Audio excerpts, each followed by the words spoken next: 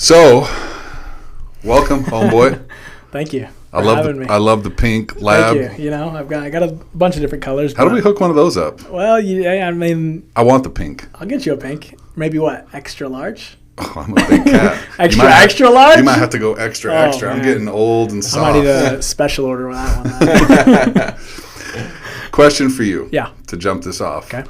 What would you assess the current landscape of physical fitness for youth and adults right now? The current landscape, I'd say, has a lot to do with social media and I don't want to say false information, but information that should be carefully taken, which is a little scary nowadays because there's like a lot of influencers, there's a lot of people that claim that X works, Y works, and there's nothing to back that up. It's all just whether that's personal opinions about the situation, but I would say that's the landscape, and that's kind of a scary landscape to be in.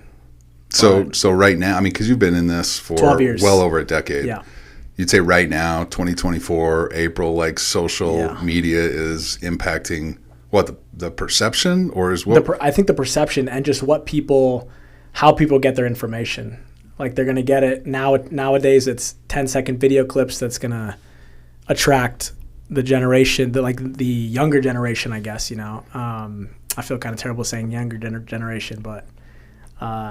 I think you're right. People pushing like a Band-Aid approach, like do this. And yeah, exactly. Or it's just like it's misinformation. It's very much information that has no backing of this is going to work. Give me an example. Like, if you can think of one. Yeah, like just like a video you would see. Let's say you're scrolling through TikTok or Instagram and you see, let's say a female, because females I think have a big influence on other females, maybe not male so much, but other females. Let's say you see a female doing an exercise. She looks great, but that build was not built by what she's demonstrating. And let's say she's demonstrating an exercise and everyone's going to think, oh, in order to look like her, I have to do this, right? But in reality, they're not looking at it. You have to look at the bigger picture, right? It takes time. There's just so many other factors that come into play besides this lady looks like this because maybe she's doing this exercise or this workout or eating this or eating that. People just look at that and think, this is how it works. This is how I'm going to look like this. So do you know Seth's brother, my son, Max? Max, yeah. Have you met Max? He's been into my gym once. Oh, he has? Yeah. Okay. Yeah. So Max has all of a sudden gotten totally into lifting. Oh, yeah, great. Every day. I mean, the other morning he woke up, he cooked me a steak. He made me eggs. Steak and eggs, yeah. And he's like totally into the protein. But I hear what you're saying, and because I'm experiencing it firsthand, like with an 18-year-old, right? Oh, yeah. Who the majority of his life, he was involved in cycling, but then he just really got into lifting, say 12 months ago. But he's never had any really formal training. And so what he gets off Instagram. The diet stuff. Like, do you know Sam Sulek? Yeah. I'm sure you've seen that guy. Roided out. Eat all the shit and like put on roided. Yeah. I mean, he's on enough roids to kill a horse. Yeah, for sure. Remember the Liver King? Liver King. Oh, yeah, same thing. Ab implants. Some thing, yeah. But people are crazy enough to think, oh, Liver King maybe looks like this because he eats the raw food or, cooks a whole fish or, whatever he does. And then people are going to go out and do that. And it's like, I mean, that's a little extreme. So people are doing the back end work and then posting whatever is going to make them go viral. Exactly. But that's not actually what got them to where they were. Yeah, I think social media is a lot about that, about what can I do to get the most views. You mentioned females maybe in particular. Like, do you think it affects like social media specifically? Oh, yeah. I don't want to dwell on this forever, but I think it's relevant.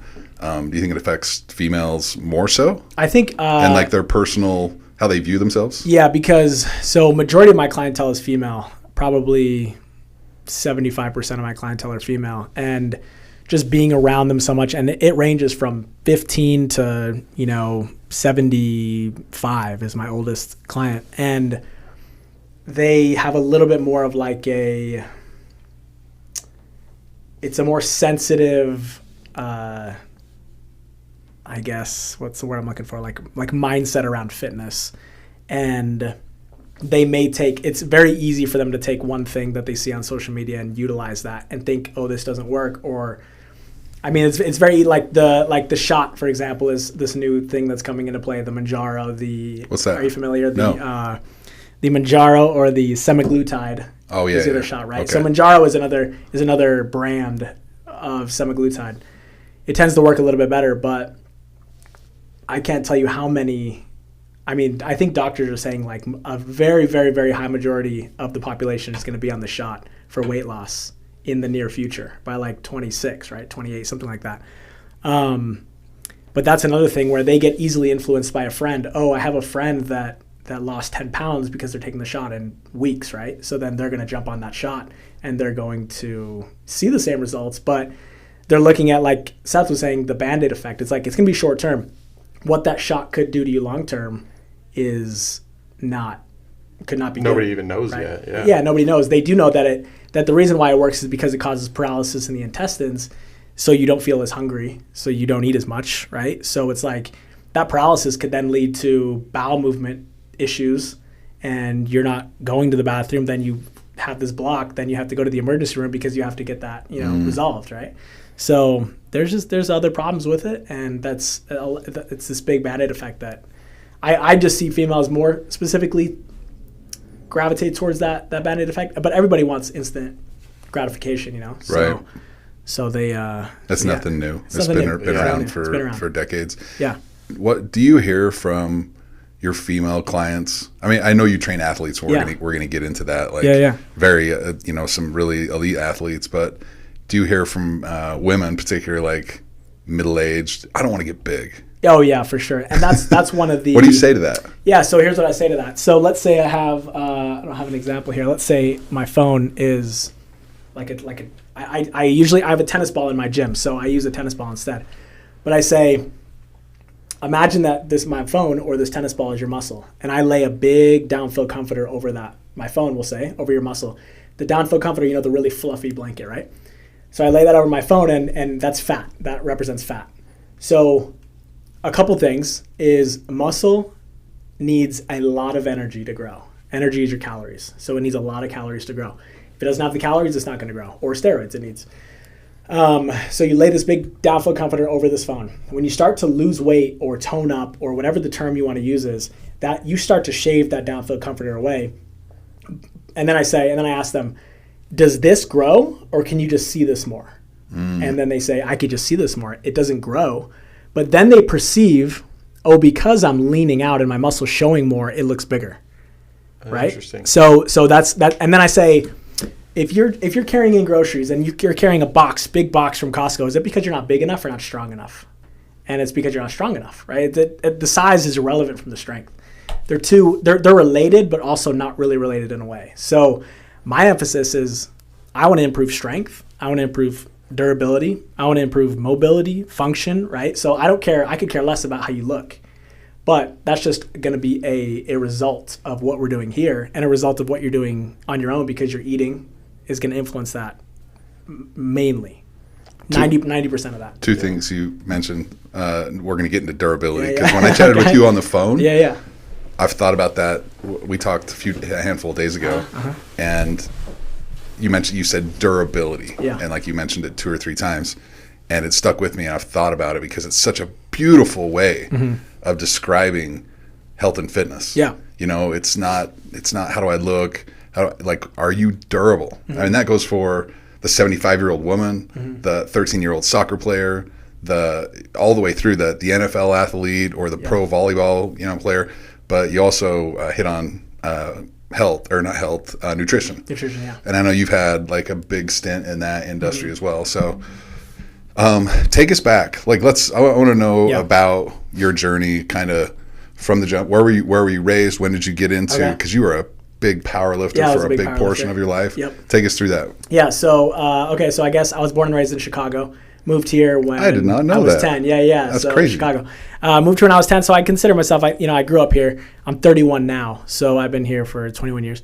And I got into fitness in high school in my lifting class, and the majority of the reason I got into it was because I was always short, skinny, right? I was like 110 pounds in high school at 16 years old. So then I was like, okay, lifting could potentially improve my confidence. And I think that was the big thing was the lack of confidence. So I wanted to improve my confidence, my strength, just in case I had to do something, whether that was getting bullied or whatever it was.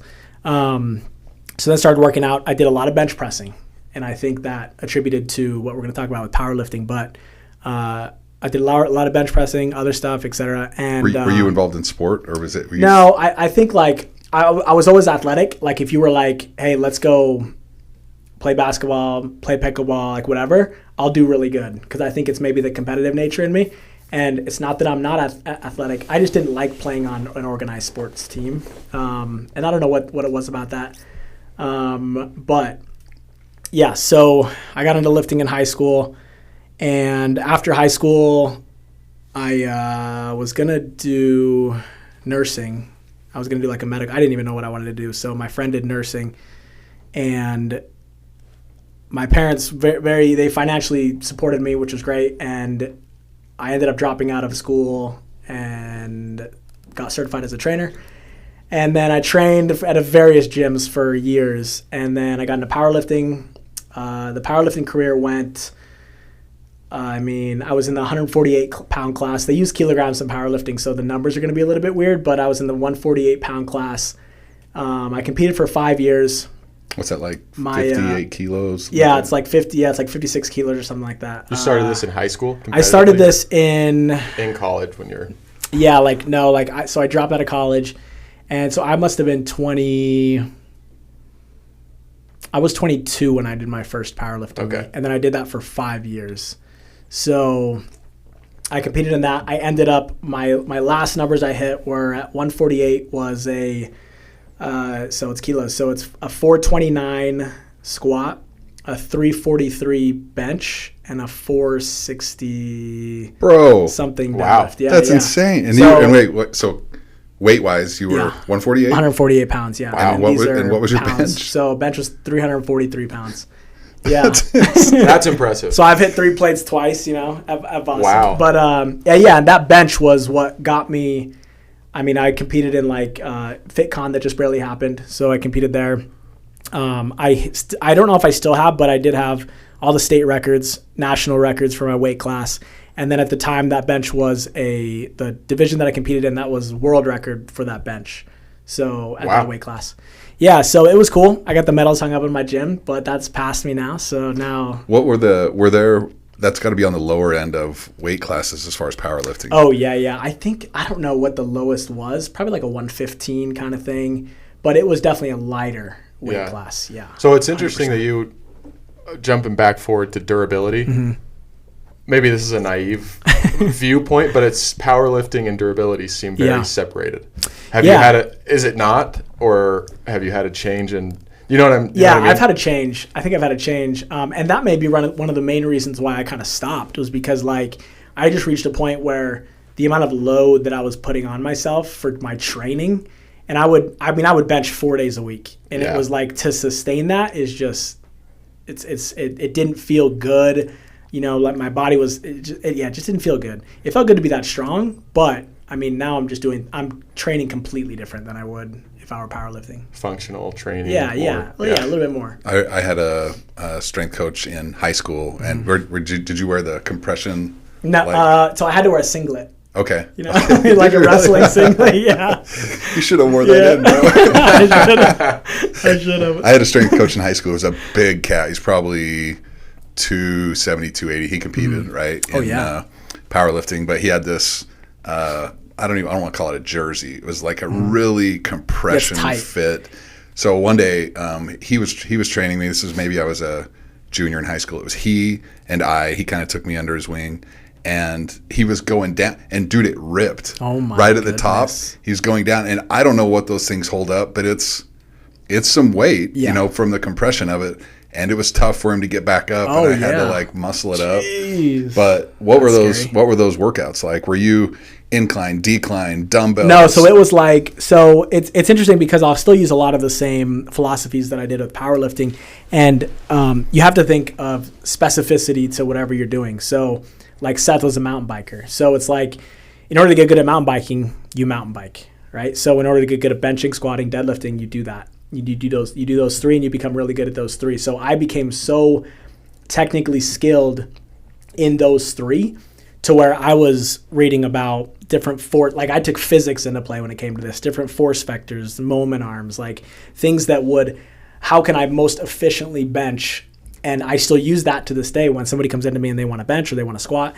And because I train so many people, I can apply different, like the different ways you can look at the squat, bench, and deadlift to each of those people. But yeah, so the training was technical skill, number one, and then skill drives strength. So the better you can get at that skill, the stronger you're going to be at that skill.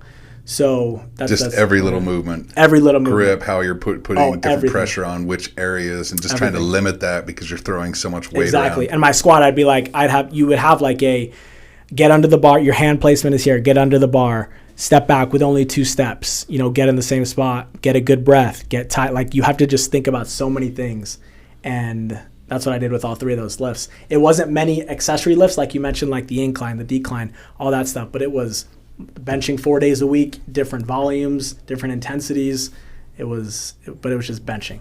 Squatting, that's crazy how much can go into benching. Yeah. I would never. Oh yeah. Or just 3 lifts in general. I'd never think. It's so technical, and it's like mountain biking. It's like I've mountain biked once in my life probably, but there's probably a lot of technical things that go into that. Yeah, you can be a really good mountain biker, but the better you can get technically, I'm sure it helps. And things that are just second nature to you. Yeah. And people come in and they're like, oh, like my wrist should be exactly. flat. The wrist, you know the what elbows, I mean? The shoulders, everything. You don't even think about. And other people have to learn all that when they come in. They have no idea what they're doing. Exactly. Once you uncover the first 3 or 4 layers of the onion in any sport, like I've always thought, it's so easy to, if you're looking at level 1 to 10, it's so easy to get to a 7 or an 8, maybe even an 8.5.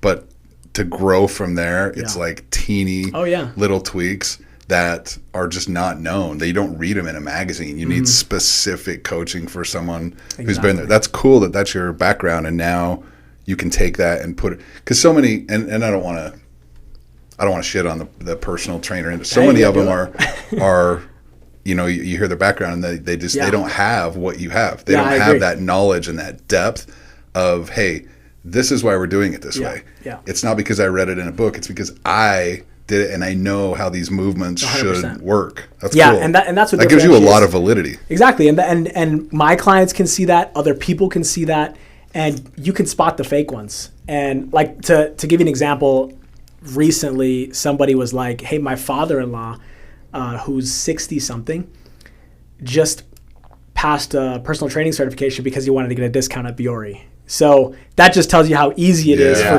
anybody to go get a personal training certification. That discount's pretty and claim sweet. To be, it's pretty sweet. Yeah, I do have that. So I was like, okay. That.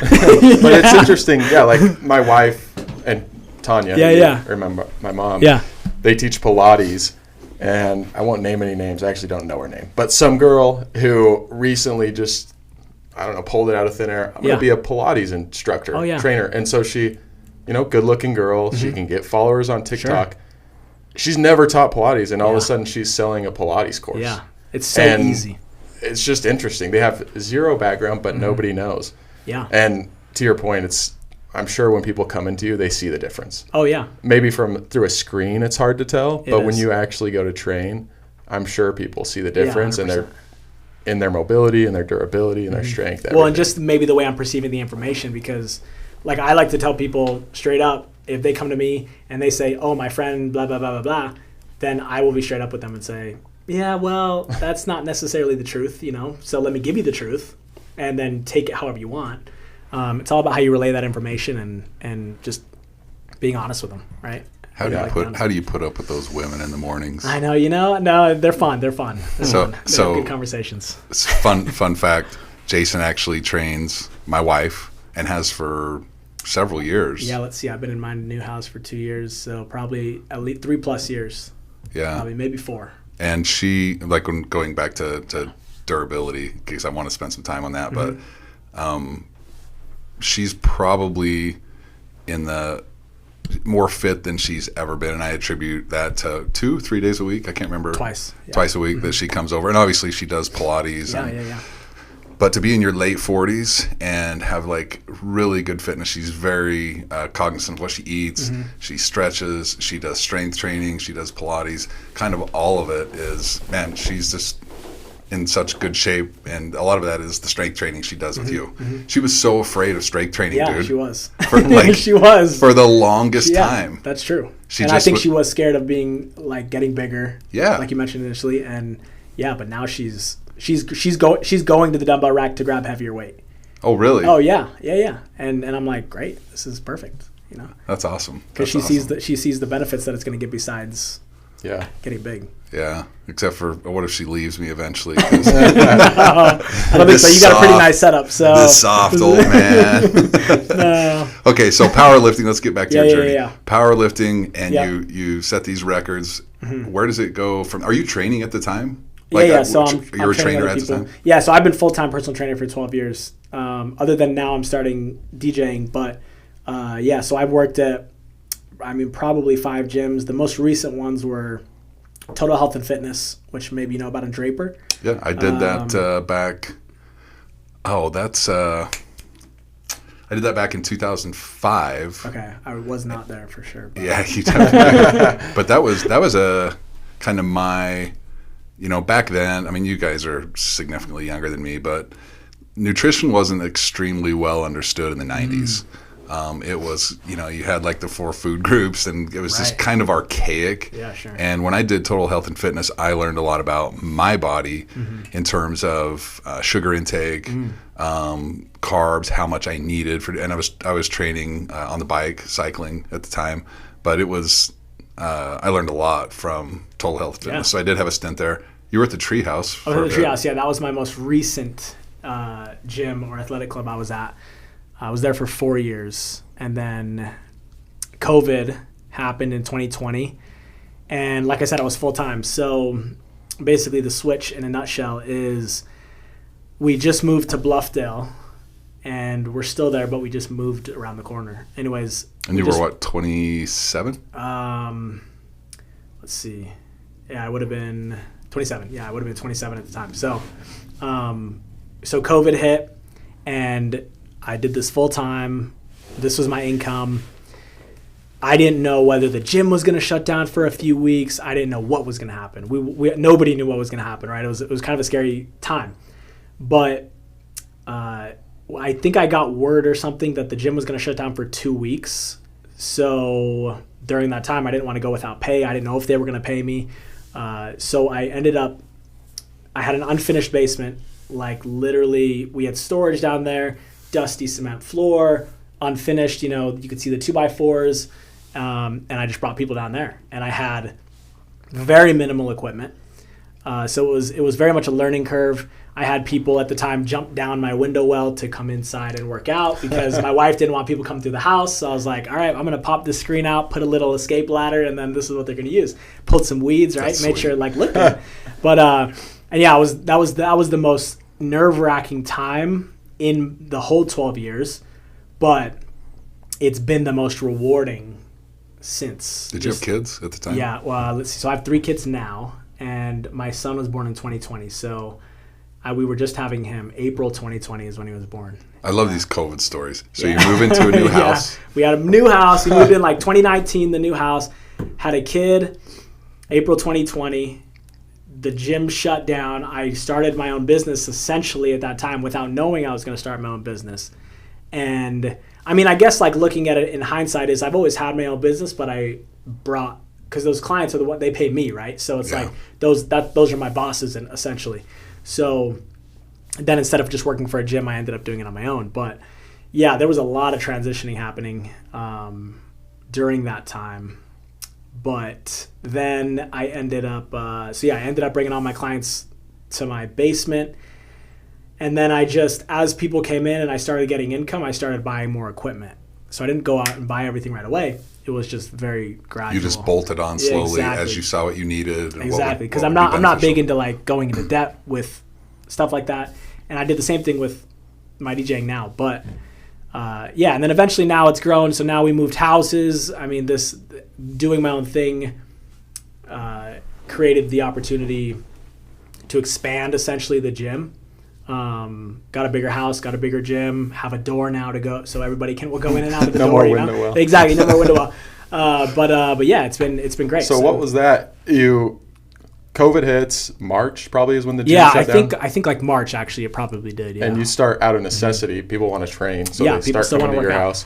house. Did you ever go back to the gym? Or? I had full intentions to go back to the gym only because my wife was so concerned about health insurance at the time. Yeah. And I had really good health insurance through the gym and really cheap. And that's always like a big fear. I mean, Steve, because you've started a business, right? And Seth, I don't know much about your background with starting a business, but it's a very scary time because, I mean, at any moment I could have 10 clients stop training and then the income changes, right? Yeah. So yeah, the health insurance was a concern. So we go from like paying $400 a month to now $1,200 a month in health insurance because we have to go through the marketplace now. So now we're like, great. But again, in hindsight, yeah, it's been, I mean, incredible. That's an interesting thread because in the last week we've had a couple of like extremely wealthy individuals on. Mm-hmm. And as we go through these journeys, there's that, or Mitch talked about like these little jumps, and then there's the leap. Mm-hmm. Yeah. And all of them, or both of them, mentioned insurance. Yeah. This is such a reality. Yeah, like you see someone, and someone sees Jason, and he's got all these clients, and he's training all these really great athletes, mm-hmm. or someone that's hit a grand slam financially with the business. They all come back to the roots, yeah. and the grit that, hey, yeah, things changed, but I had to switch and figure it out. Yeah. And there's that fear, but you just have to make the leap and have some confidence in kind of your ability. You know? That's the biggest thing. Yeah. And I don't know if that's. I think that's definitely a skill, like a character trait that maybe could be developed. Because I never saw myself like that, but yeah, I don't know. I don't know if it's a developing trait. I think it is. I think you learn. Well, I take that back. You have to have some confidence. You have to have some self-esteem. Mm-hmm. You have to understand your self-worth mm-hmm. and what you can actually bring. And until you have that, it's really, really going to be really hard to believe that you can go out and do something on your own. Right. But it is. I think it is an acquired trait. Yeah, for sure. And the necessity. Yeah. I mean, you didn't have a choice. No, I didn't have a choice. Not to take away from you that you did it, but the necessity brings the best out in you. Yeah. You know what I mean? Shows that you can do it. So you're at the treehouse. How many people were you training about? So yeah, clientele wise, I probably had, maybe 40 that were pretty consistent. And I assume that it seems like you've blown up. Yeah, right? Yeah. Now it's because of the treehouse, you had to have a membership to come and train with me. Yeah. Mm-hmm. Now there were times where I was like, oh, you don't have a membership. Like where I'll sneak you in, you know what I mean? Yeah. Like now I can say this, but now, I can sneak you in, like pay me under the table kind of thing. And I did that for a little bit because I don't know. It was just like you work for a company. Like I worked for the Treehouse. They've been around 25 years. I was there. They've never had a trainer perform and bring in the sort of income that I brought in as a trainer. And at the time I'm giving them 25%. So it's like I'm giving you a lot of money per month. The least you can do is give me health insurance, right? So I convinced them to give me health insurance. And like the least you could do is have me bring into these people because I'm big on social media when it comes to posting things. And there was just such a limitation on who I could bring in and who I can train and whatever. But now it's just opened me up to sign a waiver and you're good to go. Yeah. Is it a pretty transient, personal trainers in general, is it a pretty transient industry where they will hop gyms? Or do some of them stay at one location for a considerable amount of time? I don't know. I think that's kind of hard to say because you're really battling what percentage are you giving the gym you're working at or whatever. Because, like, for example, where I used to work, it would be like you would first start and you'd have to give them 40%. And as you increase your revenue, you give them less and less and less, and you cap at 25%. So still, though, 25% is a massive percentage depending on what you're bringing in. So it really depends. I think the turnover rate for trainers are 2 years. So they're in the industry 2 years. They think, oh, I love working out myself. I want to get certified and then help other people. But there's way more of a business side of things that people don't understand. It's like, yeah, you can learn about, how to build muscle, but how do you market? How do you brand? How do you find clients? Like all those things, and how do you treat those clients? And how do you like just all those things, I think play a bigger role versus how much I know. Like I don't remember the last time I was asked what my educational background is. I don't know. That's actually another common thread now. Mm-hmm. People don't care. Mm. They want to spend time and they want to know, do you know if I'm going to hire you to do something? Yeah, for are sure. you an expert in what I'm hiring you to do? Mm-hmm. Not did you get a degree in sociology? Yeah. Or, it just doesn't matter. Yeah, for sure. And I'm a big believer of like so many people that go to 4 years of school and then they get on the job and they're like, I don't know anything. Mm-hmm. It was kind of a waste of time. I learned more in the first week. And don't get me started on education, bro. Let's not go down that road. I'll go off on a big tangent. So now I know that a lot of the athletes that you train now they are athletes. Yeah. You've got some really like up and comers. Yeah. And they're, specific to whether it's soccer or basketball mm-hmm. or cycling. Mm-hmm. Seth actually said we should ask him about his wall. Oh yeah, okay. The jersey wall. Yeah, the jersey wall. I want to know how it was born. Yeah, Tell us about that. So I guess let me think. Yeah, so the jersey wall is basically all jerseys, and I haven't counted them. So, I mean, maybe there's 30. I want to say, just kind of off the top of my head, but it started with the high school athletes that I had trained. I feel like it's a big accomplishment for them to go to. If you look at the statistics on what percentage of kids go from high school to NCAA level with sports, it's a very small percentage. To go from NCAA to pro is even smaller, is under 1%. So I felt like it was a very big accomplishment for those high school athletes to go to college. So in order to, show them that I care and represent them is I would get a shirt from whatever school they commit to and just throw it on the wall, hang it up. They sign it. That's super cool. Wall, That's so cool. So it's cool, and it's a really cool thing to see. It obviously started with a few shirts, but now it's wall. It's a nice size. It covers a lot of the gym. That's cool. Yeah. And you've got. I'm going to get this wrong, but I'll have you explain it. That you have a lot of leaderboards. Yeah. With is that specific to age group? Is it specific to a So lift? Is it like for example? Mm-hmm. I sorry to cut you off. No. Pull-ups. Yeah. Like, my wife's not going to do as many pull-ups as Jason is or Seth is, right? Yeah. How do you do this leaderboard? So I have a men and women leaderboard, and then with certain things like I have the bench press on there. I have a trap bar deadlift on there, so I'll do a relative trap bar deadlift, which means it's relative to your body weight. Okay. Yeah. So the men are on one side, the women are on one side, because I do feel like that would be a little bit unfair to compete with, right? But I'll have relative. I try and make it as fair as possible. Some though there could be some people that are better at it and will excel better at it than others.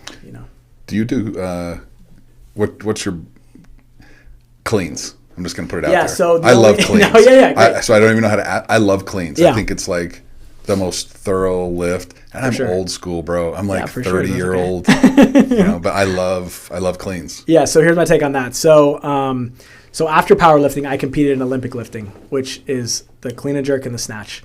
I just did one competition, but won first place. So that's all that matters. That's awesome. Anyways, one and done, dude. Yeah, exactly. One and done.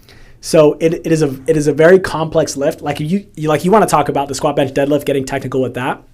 The cleans and the snatch is, I would consider, more technical. Technique. And to teach, a high schooler, middle schooler, is doable. But I would only teach the clean if they have to do that. Like in school, football players have to do it. The coaches, they like it. They want to do it. But the number of kids that I've seen come in and I'm like, okay, do a clean. I just got to see it so I know how to coach you on it.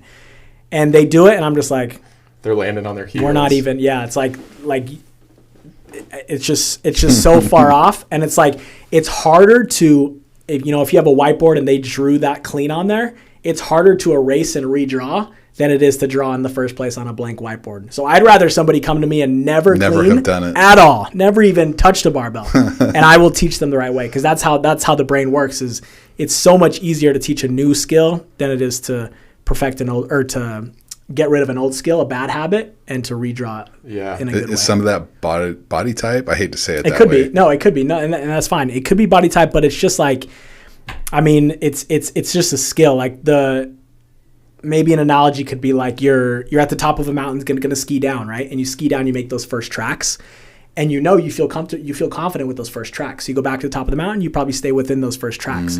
So if I was like, okay, you're gonna completely deter from those tracks and create new tracks, it's gonna feel foreign to you. It's gonna feel weird to you. So it's not necessarily the body type, but it's just the way our brain works and learns. It's like taste buds on your tongue in a way. It's like you go through a movement and your body learns that movement and your brain learns that movement. And so it's very hard to unlearn. It's way harder to unlearn than it is to learn in the first place. Going back to social media, that's got to be tough. The high school kids who go see people lift this way, ego lifting, 100%. Got to be huge with high schoolers. Yeah, huge.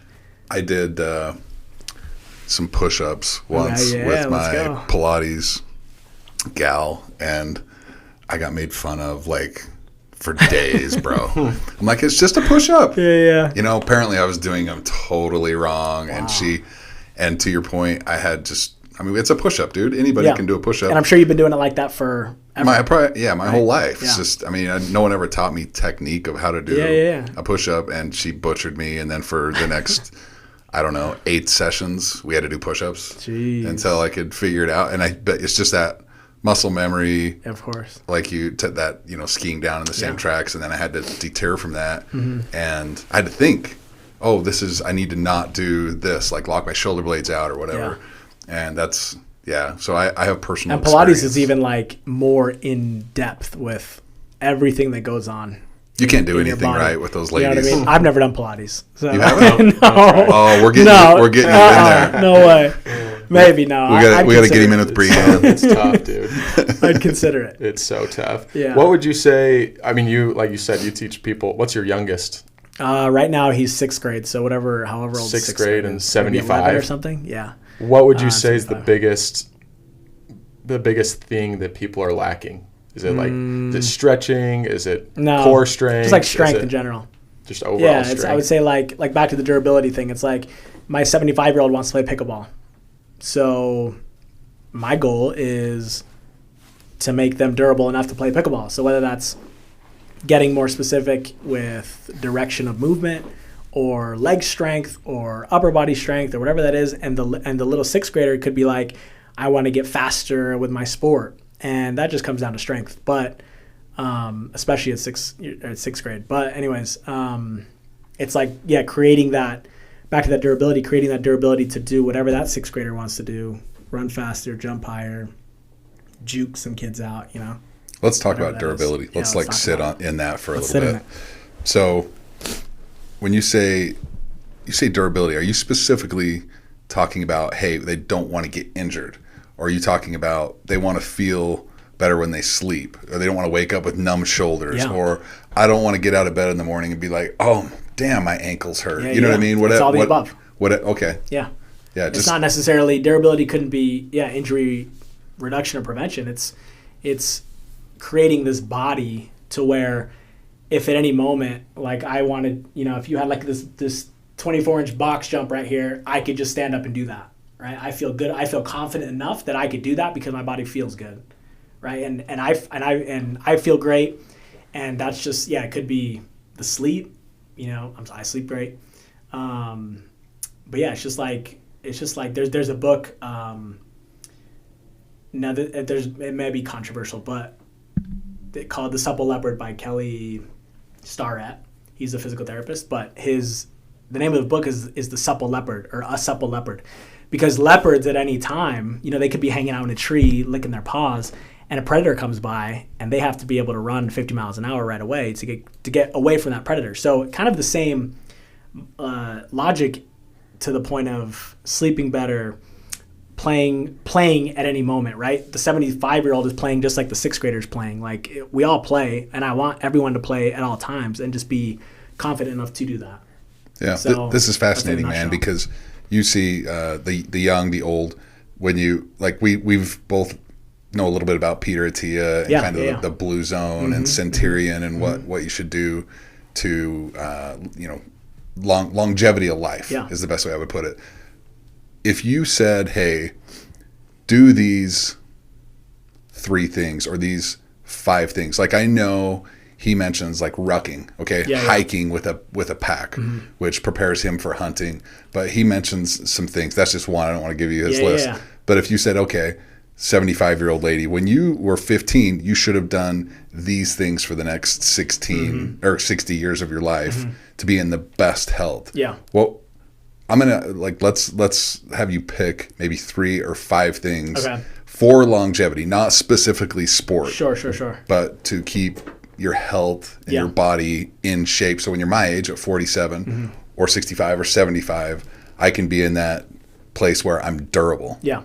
So I would say strength right off the bat is the immediate thing. And that's strength, whether it's, strength with some sort of progressive overload throughout time. So progressive overload being, you can think of there was an old Greek story of, I believe it's like Mythos or something, carrying this bull on his back, right? This is how you can imagine progressive overload. It's different slightly, but this little boy carries this little calf up this hill, and as the calf grows each and every day, so does his strength going up the hill, right? So it kind of works in the same way. So progressively overload your strength training, make sure you're getting stronger, you're picking up heavier weight where you need to pick up to a point. Then second... So when does that... Because eventually... the boy's going to start to deteriorate. Yeah, exactly. What age is that where humans need to say, hey, I don't need to bench 385? Yeah, exactly. So, and I think that's where you kind of make a pivot into, you're going to reach a point where either your returns are going to diminish or you're just not going to get stronger. Everybody has a ceiling. So when you reach that ceiling, you just have to pivot, and that's going to be maintain the strength that you have or do different variations because our body learns in a different way. So the variations like going from a flat bench to an incline bench would be enough variation to drive whatever strength needs to be driven, right? So or a static lunge to a reverse lunge or a forward lunge, lateral lunge. All those are different variations that are going to yield different demands and different. The body's going to adapt differently. So number 1, strength training. Number 1, strength training. Number 2 is some sort of plyometric. So whether that is, from a 6th grader, it could be 6th grader and maybe even 75-year-old depending, but you could have a line drawn in the floor and you're jumping back to back over that line. Just something very what we call extensive. So extensive is like jump roping, where it's not intense. You could do a lot of it, but it's still it's plyometric in a way. Yeah. So and then also those intensive ways, but you have to use those differently and carefully. So extensive plyometric movements. Lateral, all sorts of directions. Multi-directional, lateral. You can go double leg lateral, single leg back and forth, rotational, like all different directions. But I would keep it more on the extensive side because power as you age is one of the first things that declines. So ball slams, box jumps, depending on age, because you have to scale it appropriately. But so strength, so some sort of plyometric or like ballistic, we'll call it. And then some sort of zone 2, what Peter Attia likes, zone 2 cardio, right? What's your, everyone's got what they like, but what do you, ideally, if you could say, do this. So here's the thing though. So my body is very, coming from a powerlifting background, my body is very type 2 muscle fiber, meaning it does not like a lot of oxygen and it fatigues pretty quickly. So cardio for me has been extremely hard. Like I just barely, at last week, I was like, I'm gonna run a 5K. So I saw that on Instagram. Yeah, and then day two of running, my quad was just cramped up, and I just couldn't finish. I was 15 minutes into this run, and I'm like, whoa, this is crazy. You're fast twitch. Exactly, yeah. So yeah, I don't muscle fiber types. Yeah, I don't know anything about that. So you have have you heard of like fast twitch, slow twitch? So I think the biggest misconception with this, and probably the thing that you should know about it is each muscle fiber type means the rate at which it fatigues. So if somebody's more fast twitch, they're going to fatigue faster. If somebody's slow twitch, they're going to fatigue slower. Now, each of those muscle fiber types, fast twitch, slow twitch, are also known as type 1 or type 2. But because I'm a powerlifter, because my goal was to recruit a lot of muscle fibers and lift a lot of weight, I'm going to be primarily fast twitch muscle fiber type. Like I built that because of my training, right? So it's going to be very hard for me. So as a mountain biker, you're probably you have more slow twitch muscle fibers than I would. And is that something that evolves or something that you're born with? Well, does that make sense? A little bit of both? Each muscle correlates to, like, let's say your calf, for example, is going to be a different muscle fiber type than a bigger muscle group like a quad or a hamstring. So, but you could train that. It evolves based on your training. Interesting. So if you never were to mountain bike and you were to power lift and you now jump on a mountain bike, it'd be very hard for you because you're adapting your muscles and your muscle fibers to your training. Yeah. Right? So if you can think of, I think I was going to go on to this, but I forgot to mention it, but there's something in training called the SAID principle. And the SAID principle is specific adaptation to imposed demands. And you have to remember that throughout everything that you're doing, because if you break it down, it's specific adaptation to imposed demands. So whatever I'm demanding on my body, that's what I'm going to adapt to. Mm-hmm. So if you want to mountain bike, that's the demand you're placing on your body, and you're going to get really good. You're adapting to that. And that's just how the body works, and that's just how we work. For you, going out and running must have been like a foreign. Oh, it was foreign. I was like, I hate every minute of this. Yeah. And I could not make it. Like, I started at like a 9-minute 30 mile. Like, it was, and to me, that's like being that bad at a mile. I'm like, that's kind of frustrating for me because I've always been good at the lifting part. Now not being good at this, but I want to do like an 18-minute 5K. So I'm trying to do a 6-minute mile. So you're listing this as number 3 on your like most important. Hey, do something that's a zone 2. So that's like, not necessarily zone 2, I guess, but. Yeah, well, something it could be. It could be, with something some cardio. Training. Yeah, exactly. Whether it's running, cycling, swimming, something that's low impact. And if you look at someone who's maybe in their 40s or their 50s, maybe they're in like marginal health, their body's maybe a little tore up. Me, for example. Okay. Like, what would you suggest? Like, I'd just say whatever I love? It's a 12% incline, like 12% walking incline. That should get you into zone 2. Zone 2 is like you should be able to have a conversation, but maybe huffing and puffing just a little bit. Okay. That would like be almost like a rucking or like a rucking would be probably a good zone 2. It might push you a little bit depending on the weight you're carrying, but let's say like a 20-pound ruck. These guys took me hunting last year, bro. I got to the top. It's not zone 2. It's not zone 2. It's harder than that. It probably was for these guys. I got dropped and like these packs are like super heavy. I got to the top.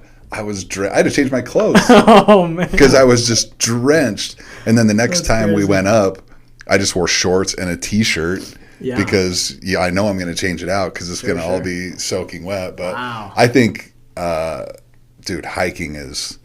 It's so like I think it's so good for your heart. I think it's so good for everything it's not zone 2. It's like zone 4. Maybe a little bit more, but zone 5 for me. But there were a lot of benefits, like in the book Outlive. Have you read Outlive? I think that's Peter Attia. I've listened to him on several podcasts. Did he also do Blue Zones? Yeah, I think so. Was he the?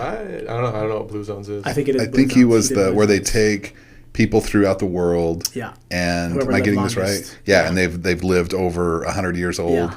And some of these people, like 110, still out doing. Oh yeah. Very, very and active. It's a lot, I think, in like the European countries. Yes. That where these blue zones kind of reside.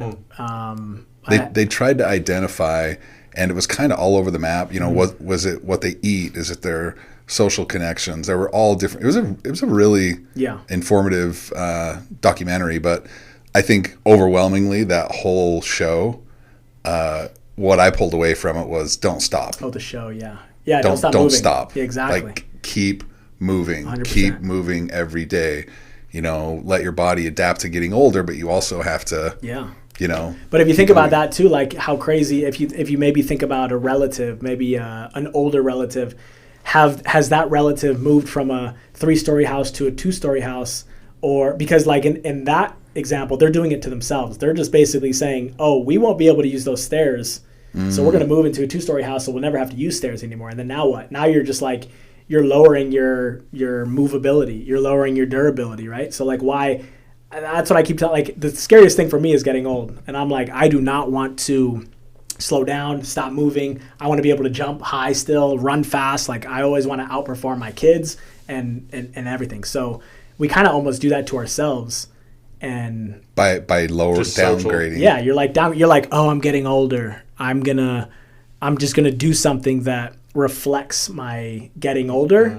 And now you're just putting yourself in the category of that demand that you have placed on yourself. You're not putting that demand on yourself anymore. So now you're gonna adapt to no stairs, right? So it's like we just can't do it to ourselves. The hardest part of it, because I never said that until maybe I was like early 40s. I'm like, oh, I'm getting old, right?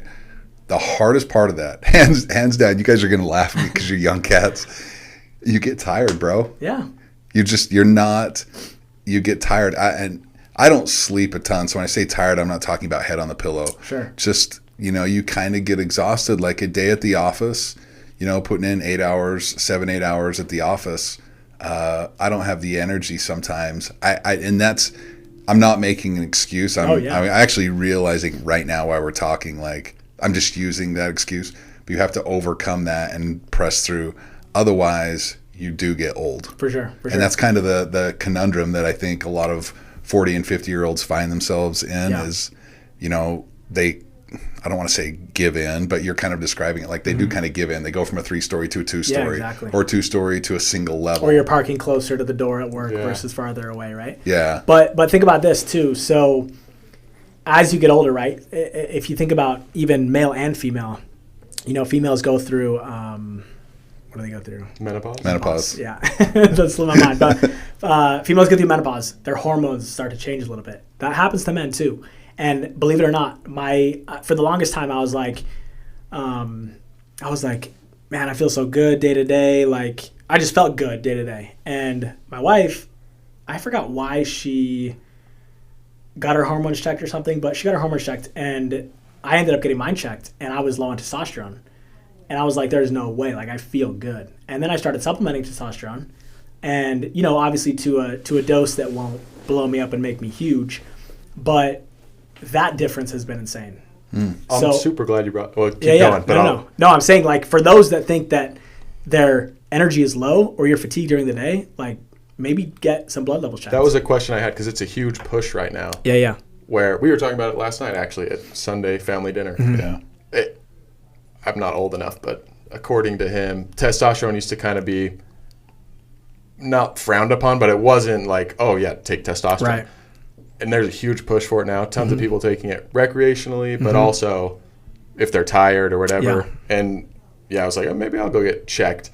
Do you think everyone should get checked? What's your current I don't know because I'm at the time I think I just barely started. I might have been 30, right? And I'm like 30 years old, low in testosterone, no way, right? I'm probably at my peak. And I felt so good, but then getting it checked, I was at like 270, which testosterone has a crazy range. It's like 180 to 1200. And if you're not on either end of that range, then you don't need a supplement. But now then I got it rechecked and I'm like at 900 something. And that difference, I mean, that's, 3-4 times what I was at. So I think, if you're, not only testosterone, but get other, liver function, kidney function, all these function tests, because that's part of being durable and being healthy is, if your kidney starts to go south, then, other things might as well too. So I would always recommend getting, having a physical twice a year, getting a blood panel checked, and just making sure that you're good. Do you recommend that, and let's take, for example, a 35-year-old, okay, maybe a handful of years older than you. Do you recommend they do like an OTC, like Tribulus or DHEA, or do you recommend they do a full like TRT, hormone replacement therapy, or just kind of like go knee deep into it and just see if it has an impact, or what? And I don't think anyone here is gonna be like, Jason said to do this. No. I'm curious, because it is a big topic right now. For sure. Hormone replacement therapy, testosterone replacement therapy, clinics everywhere. And it was. In the 90s, dude. Oh, yeah. If you were doing any type of therapy, like hormone thing, it was like, oh, you're on the juice. You're on the gear. Yeah. You know what I mean? For sure. And it's just not that way anymore. Like there's been the stigma's gone. I think that there's all these studies out that male testosterone and female testosterone are maybe at lower levels than they were a decade, 2 or 5 decades ago. Yeah. Why? There's a lot of controversy out there and tinfoil hats and stuff. But what do you say to that 35-year-old after he gets it tested? Would you recommend he goes and gets on full TRT or tries some over-the-counter type stuff? Yeah, I think that may be like a more ask your doctor or PA kind of question. It's the answer I was looking for. Yeah. So, but just like just like when people ask me about supplements, it's like, should I be taking this supplement, vitamin D, let's say? Very common for people to be low in vitamin D, but unless you get it tested, you're not going to know if you are low. Yeah. And it's just probably a waste of money for you to take it if you don't know you're actually low. So go get tested, figure out if you're low, and then take what you're deficient in, because that's what a supplement is for, is to supplement your deficiencies, right? Not to just pump it into you because and then you're just peeing it out. Exactly, yeah. It's going to go unused, and it's just a waste of money. If you like wasting money, then sure. But where's the best place for people to go get tested for either testosterone or just other vitamins that they might be low on? So I think through your normal primary care physician would do a great job at that. I know LabCorp, you can buy blood panels. You can buy like somebody told me like some insane number, 200, 300 different tests at LabCorp. Or I have been to BioRestoration in Draper. Yeah, it's good. All those places. But I would go with your general care physician first if they're a good doctor. Yeah. Crazy story. BioRestoration. I don't know if you knew this. We used to have a tattoo removal clinic. Oh, no, I didn't know that. Yeah, okay. A lot of people don't. This was years ago. Okay. But the proprietor of BioRestoration was Dr. Moody. He's no longer the owner or the physician there, but he passed away in an airplane crash.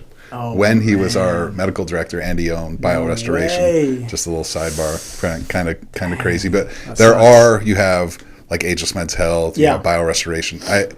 I mentioned this to Seth because we were just having this conversation. You can drive 20 blocks and pass 5 clinics that are willing to do it for you.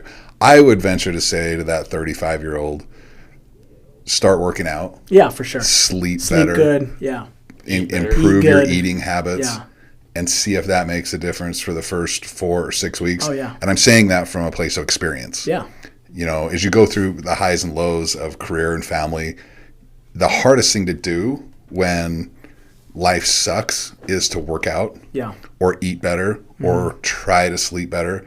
But if you work out and eat better, you will sleep better. Yeah, 100%. And then see, because I think naturally the body wants what it wants, and those hormone levels will come back in line. Yeah. It's interesting to you because you're extremely active that yours was low. Did that surprise you? Very surprised. Yeah. I was like, I work out, but I think maybe my stress levels influenced. I don't know what could have influenced it, but I was very shocked. Yeah. But I'm good now. Yeah. Are we gonna go with the cliche questions here? I think we should. Hey, ask away, whatever. Absolutely. Let's do it. Well, I want to know. I'm actually stealing this question from another podcaster. If you listen to Chris Williamson. Okay. If you could only have, and I think this is good for listeners because people want to be told like, this is what you should do. They don't want to have like a range of should I be doing this or that. If you could only have 10 exercises, and that can be cardio or in the gym for the rest of forever, and you can think about it. 10. You don't want to give me less? Oh, you can have 5. I kind of want 3. Let's go. I want 10. 10. I mean, I can think of 10 off the. I'd have to prioritize. We'll go 5. We'll go 5. Okay. 5 exercises, and this has to cover all bases. All right. That you could do. That's all you have. All right, 5. So number 1, I think I've been asked this question before, but I've only been asked one exercise, and that would be the trap bar deadlift. And for those of you that don't know, it's a hexagonal shape. The triangle. Yeah, so it's called a hex bar or it's called a trap bar. And you stand inside and then you deadlift it up. That'd be number 1. That's your number 1 lift. That's my number 1. Number 1 exercise. Number 1 exercise, really? Yeah. I'd say that just crosses so many things and kills so many birds with that exercise. So that would be 1. some sort of vertical jump, just vertical jump in general, we'll just say. Some sort of chin up variation. So, the chin up, that's it. That should be good. Let me think. Some sort of single leg. So you're a split three. squat. You're a 3. Be careful here with the left. Oh, I'm good. I'm confident. A split squat. So that's just simply splitting your stance, bouncing up and down. Raised leg or just? No, just on the floor. It's good. And then, number 5. Let me think. And then maybe, some sort of, let's see, if we're trying to cross everything, then maybe some sort of, give me like a treadmill and like a 12% incline on 3 miles per hour to get the zone 2, and then I'll be good. Yeah. Or a jump rope. Why trap bar number 1? Because you didn't even hesitate. No. Yeah, because that's always been an answer for me. Because if you do a trap bar deadlift the correct way with the right intensity, like you're gonna, maybe the next day you're gonna be like, man, my traps are sore, my shoulders are sore, my legs, I'm feeling that, my core, like it just hits everything. Yeah. And would you do like farmer carries with? Would you? You could, yeah, that could be an option too. I could carry. And so in the fitness world, like some of your top movement categories are push, pull, lunge, squat, carry, hinge. So you have 6 categories there. So because he gave me 5, and I wanted to add in some sort of jump because that's extremely important. And I was going to think sprinting. So sprinting was going to be my other option versus a jump rope or a zone 2, but I think you'll get better benefit from a zone 2 or a jump roping than a sprint. What's your favorite sport to train? Soccer. Why? Well, female answer. soccer specifically. I think number 1 because they're my biggest clientele is female soccer, and the demands that they need to do. They have to they have to jump, they have to sprint, they have to change direction, they have to be strong, they have to push people off of them. Like they need to do so much, and I just like training that as a whole. And I like training the female because they are willing to listen a lot better than a male. They just respond so much quicker and so much easier. And they enjoy, you could thoroughly see it in them that when they get strong, their confidence improves. They just feel so much better. Oh, yeah. Mm-hmm. I like it. Jason Gonzales. Mm-hmm. Where do people find you online? How do they get in touch with you? Yeah, so I'm on Instagram, Rep the Reds, R-E-P the R-E-D-S.